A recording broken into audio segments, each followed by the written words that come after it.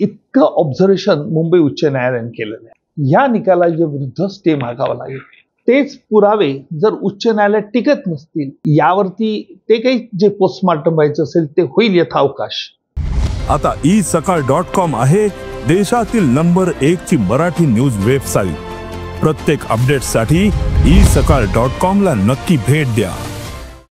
Sir 2006च्या साखळी बॉम्बस्फोटामध्ये हायकोर्टानं खरं तर सगळ्याच आरोपींना निर्दोष सोडलेला आहे, तर तपास यंत्रणेचं अपयश मानलं जातं।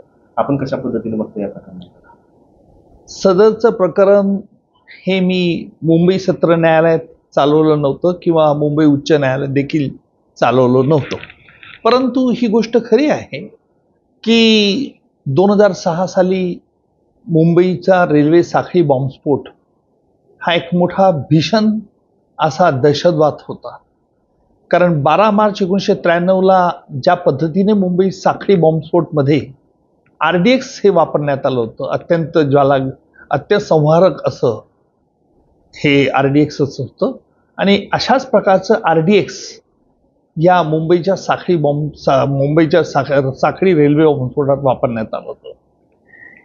सकृतदर्शनी असं दिसतंय की या संपूर्ण खटल्यात म्हणजे मुंबई सत्र न्यायालयात पोलीस अधिकाऱ्यांपुढे जे आरोपींनी कबुली जबाब दिले होते, ह्या कबुली जबाबाच्या आधारावरती मुंबईच्या सत्र न्यायालयाने त्यांना शिक्षा ठोठावली होती।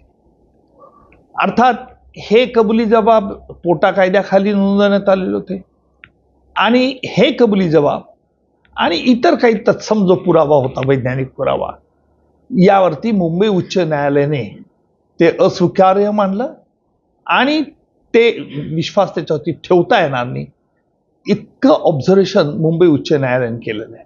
अर्थात मुंबई उच्च न्यायालयाचा पूर्ण निकालपत्राचा अभ्यास करावा लागेल, पण एक गोष्ट मात्र खरी आहे की सरकारला देखील सर्वोच्च न्यायालयात त्वरित अपील करून या निकालाच्या विरुद्ध स्टे मागावा लागेल।